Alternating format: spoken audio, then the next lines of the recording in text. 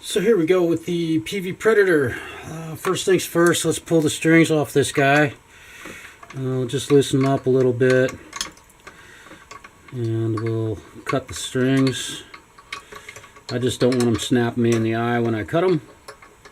So, just loosen them up a bit.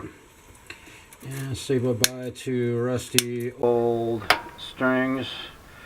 The next thing I'll do is give it a good wipe down. I can't stand working on a guitar that's this dirty. It's just disgusting. My hands will get all dirty and then I'll be an upset luthier. No, I did not go to school to learn how to do this. There we go.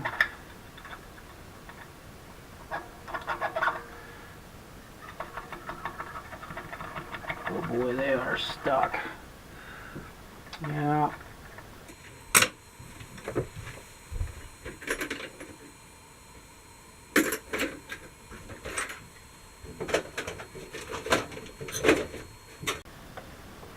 Be able to push these guys through, and we're going to have to pull the back off of this bad boy. And I picked up a new German-made screwdriver today, and really happy with these screwdrivers that they sell down at Hobby Habit. I would highly recommend that you go. My mom tells me that my face isn't in the videos. My face isn't in the movies enough. So I put my face in the movie. We'll fast forward through this right now.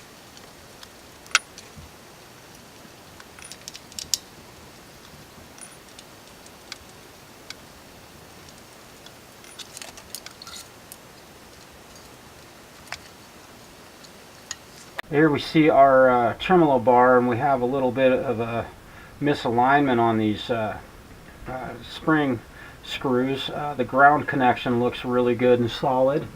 They did a good job getting that looking good. The back has never been off this guitar before. I'm the first person in here, it looks like. While I have the strings off, I'm going to check for the how level this fretboard is. This is should be a Fender scale, which is 24, or I'm sorry, 25 and a half. It's a slightly longer scale than a Gibson scale. Boy, that looks like a 5/8. Good old Gibson size. Not a 5/8, 5/16. I'm hoping it's way down in there, but I can get at it. Flat and level. We're going to double whammy that bad boy.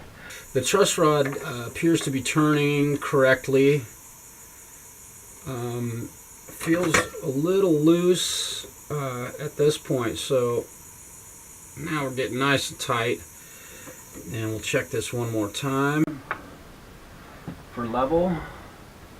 And we still have a big bow, a relief in the neck that's swooping down. So we'll tighten some more. We are going to pull the pick guard and take a look at the electronics in this guitar. And I know how much you all enjoy watching somebody turn screws, so we'll fast forward to this part right now. Doo-dee-doo.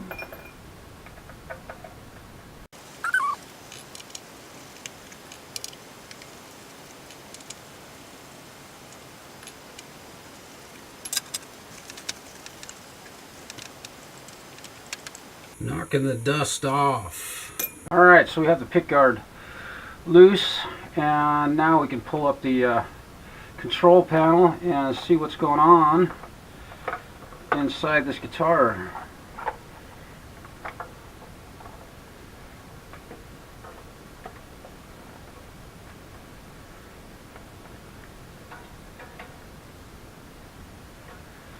So all three of these controls are very loose. The volume pot, the tone pots are all wobbling.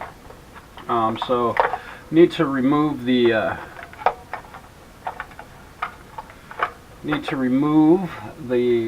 controls.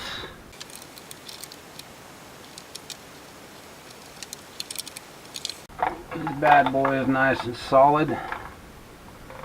Can't have them rotating. Don't want to over tighten these guys. We want them snug, but we don't want to dent the plastic or bend the washers, anything like that. Interesting, this little bit of a discoloration here, kind of strange. I'm not sure what that's due to. Maybe they just didn't buff that out at the factory because they knew it was going to be underneath the pick guard. Everything looks good. The pickups are really pretty dirty. I'm going to try and clean those up a little bit here before I get too far. I'm not likely going to be able to get rid of this red pick rash on the pick guard. That's just not going to happen.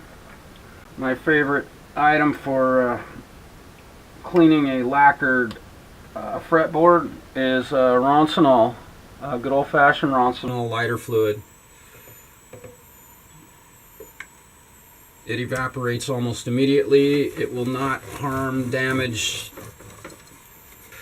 the lacquer finish whatsoever. It just gets all the goo off of it in an awful big hurry. So I'm going to go over this with the old toothbrush. The idea here is to get all this stuff that's embedded up next to the frets off of the guitar. Clean the nut real well. Get any debris out of these slots up here in the nut. This really do a good job knocking the dust and dirt and gunk off of this thing. Gives me a chance to really kind of give the fretboard a good inspection also. Each fret I clean, I can see if there's any dings and I'm seeing some imperfections in these frets as I go, but nothing that the 600 grit sandpaper won't take care of. Boy, those frets already look a lot better. But I'm just going to drop a couple screws in here to keep it from falling off of here. And without having to do a whole bunch of work again, or fast forwarding. And that is definitely the first one in here. These screws are going in real tight, and that's a really nice sign that the guitar hasn't been tinkered with.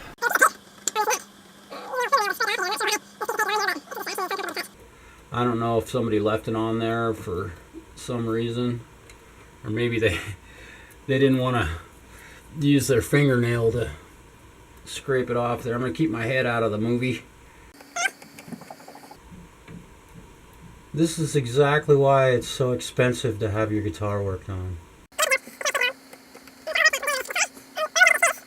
The price that we are charging from Grande Stereo and Music is extremely low. I'm kind of shocked, but that's the kind of business that we do. We want to give you the best. My noggin's probably in the movie right now, but I've got to get in here and see this. Hello.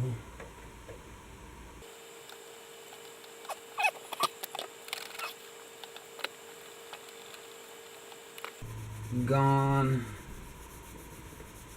Alright, so we got that solved. No big deal.